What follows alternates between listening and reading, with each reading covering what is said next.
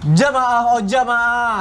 Alhamdulillah. Alhamdulillahirrabbilalamin, kita masih di Islam itu Indah. Dan tema kita hari ini adalah adab baca Quran yang orang sering lupa. Ayo jamaah, kira-kira apa lagi yang sering lupa? Kita bahas biar nggak lupa lagi ya. Tapi ada tayangan dulu nih. Aku mau kasih lihat ini mengenai mendengarkan Quran kepada non-muslim. Memperdengarkan. Kita lihat kan ya. Kita lihat tayangan ya. Silakan. Iya.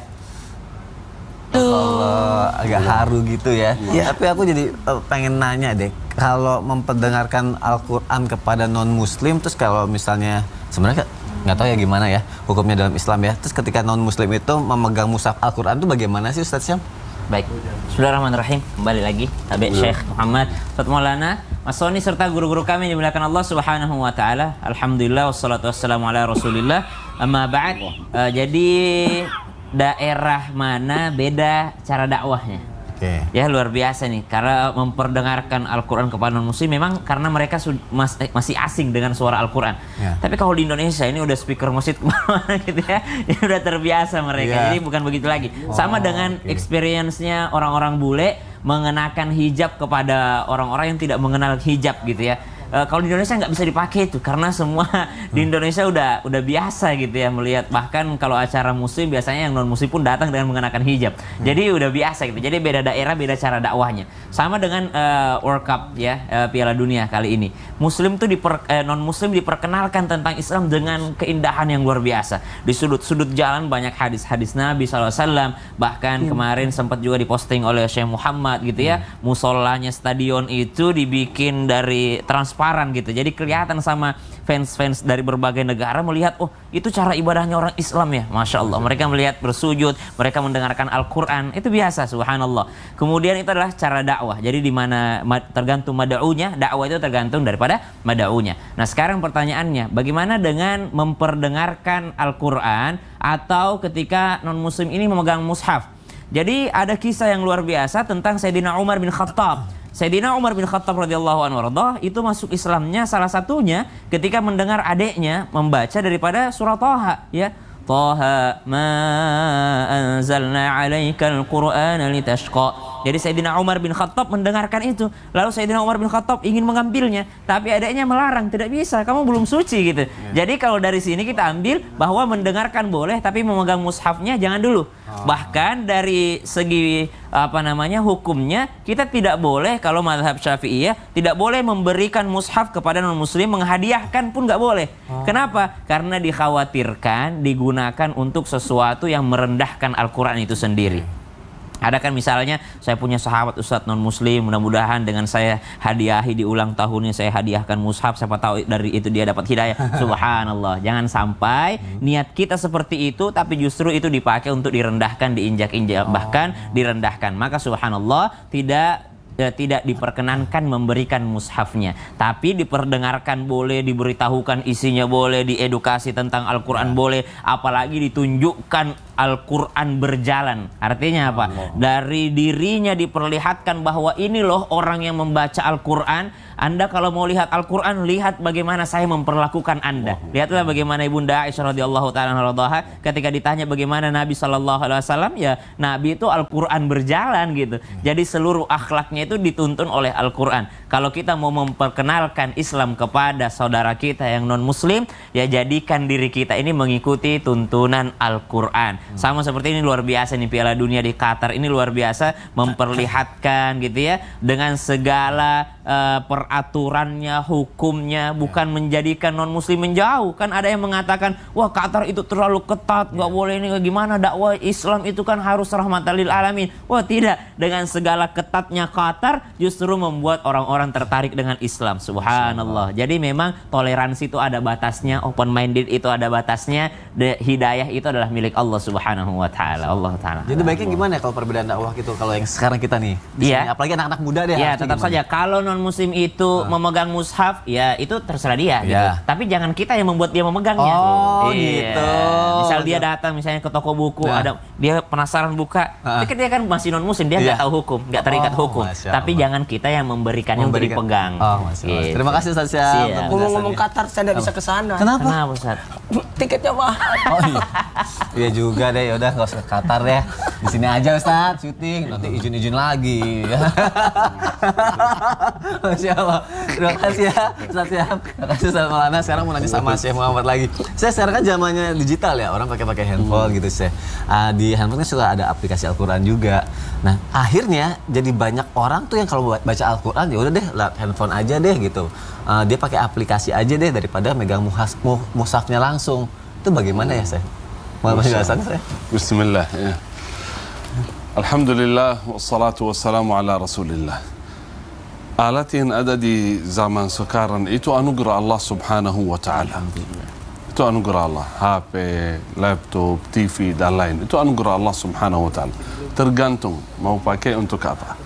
Mau pakai untuk kebaikan, mendekatkan diri kepada Allah, atau mau pakai untuk kemaksiatan, menjauhkan diri dari Allah Subhanahu wa taala. Khususnya Al-Quran. Ini sangat luar biasa. Alhamdulillah sering saya tanya kepada jamaah, punya HP enggak? Punya. Ada aplikasi Al-Quran enggak? Pasti ada. Saya yakin semua yang beli HP baru langsung cari aplikasi Al-Quran. Ya. Tapi baca enggak? Nah, itu masalahnya. Ada aplikasi enggak? Ada. Nah, baca enggak kira-kira? Baca. Itulah. Kalau masalah baca Al-Quran melalui HP, boleh enggak? Ya sangat boleh. Apakah mendapatkan pahala? InsyaAllah mendapatkan pahala yang sama. 1 huruf 10 kali hasanat. Kenapa? Karena hadis ini jelas dari Rasulullah sallallahu alaihi wasallam. Barang siapa yang membaca 1 huruf min Al-Quran, kitabillah, falahu hasanah. Mendapatkan 1 hasanah, jadi 10 hasanat. Baik dari Al-Quran, baik dari HP, baik dari hafalannya sendiri. Hafal Quran sedang berjalan atau di mobil, baca Al-Quran, mendapatkan pahala yang sama insyaallah melalui HP. Apalagi HP itu sekarang kalau mau bawa Al-Quran kemana-mana susah. Seperti yang tadi disampaikan Ustaz Maulana, kalau misal mau masuk mafia, mau masuk toilet, nggak boleh bawa Al-Quran, nggak bisa, apalagi Al-Quran besar. Tapi kalau HP, saya yakin kemana-mana bawa HP, di kantung bawa HP, bisa kapan saja membaca Al-Quran. Dan juga ada satu hal yang sangat luar biasa ya. Tadi mengenai suci Al-Quran, itu lebih utama, lebih baik tidak dengan Al-Quran kecuali dengan dalam keadaan suci. Ya, tahara. Tapi kalau HP beda. Kalau HP beda.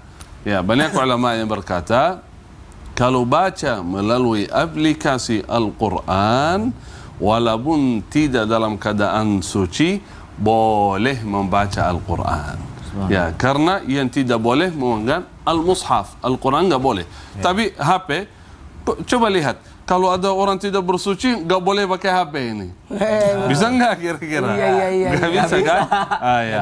Buka aplikasi apa saja, membaca Al-Quran walaupun tidak bersuci, insya Allah boleh. Tidak ada masalah, tidak ada larangan.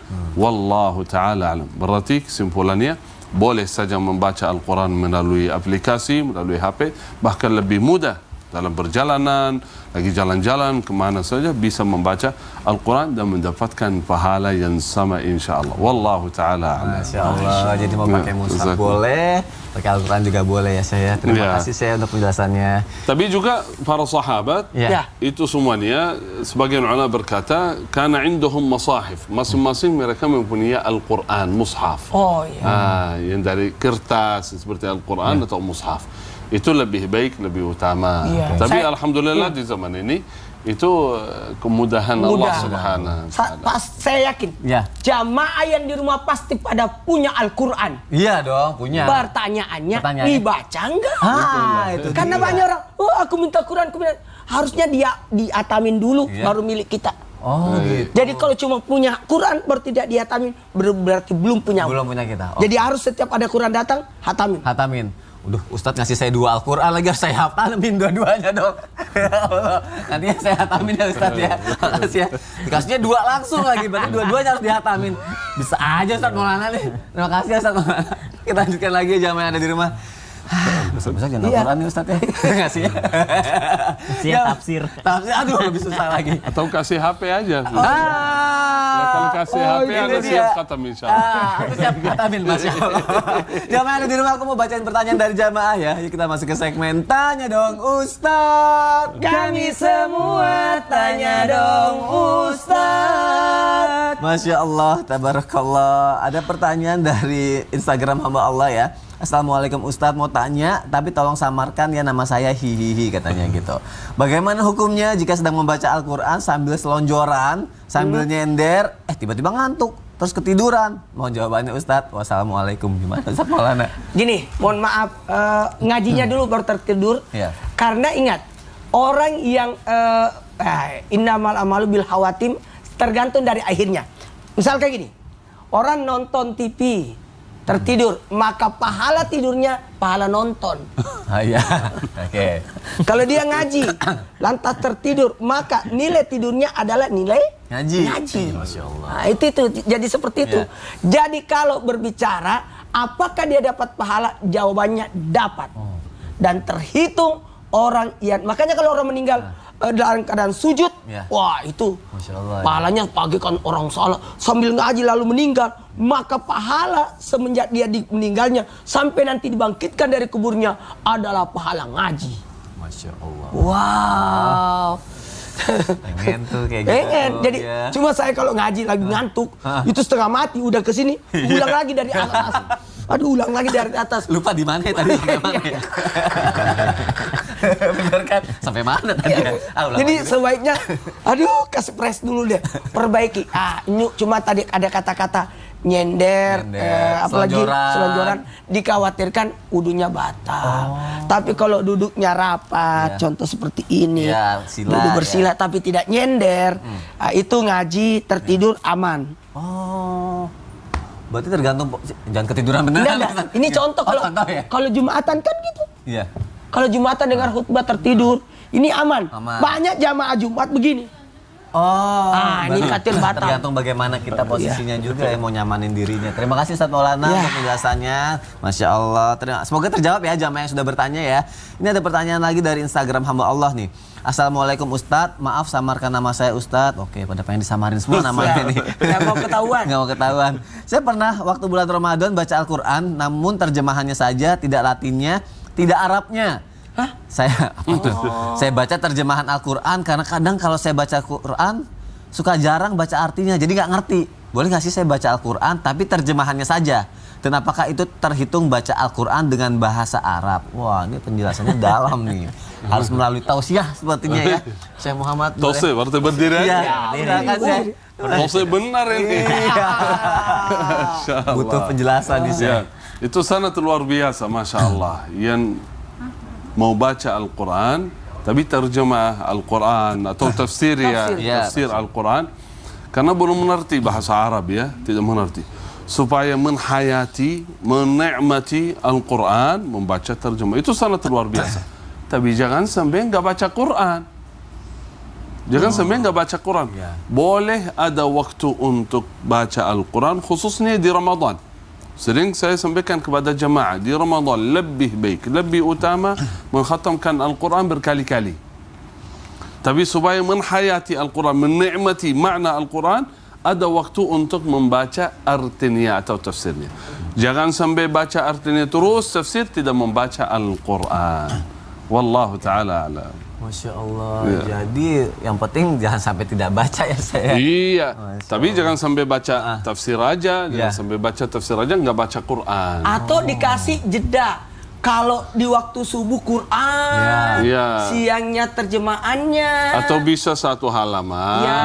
baca tafsirnya, mana supaya bisa menghayati apa yang saya baca. Ya. Tapi kalau baca tafsir saja, nggak baca Al-Quran, kan bulan Ramadan bulan Al-Quran. Oh iya, sangat disayangkan. ya. Utamakan khatam Al-Quran berkali-kali daripada baca tafsirnya. Atau begini, Apa? sekarang kan ada itu Al-Quran berikut diterjemahkan. Diterjemahkan, Itu ya. enak banget. Iya, boleh baca misal satu ayat, terus baca Terjemahannya. terjemahnya. Banyak jemaah seperti itu. Iya. Tapi kalau baca terjemah saja tidak baca Al-Quran, sayang sekali. Sayang. Sayang sekali. Karena nikmatnya itu beda. Iya, Itu Karena sebenarnya tadi ketika kata-katanya saya tadi Al-Quran diturunkan.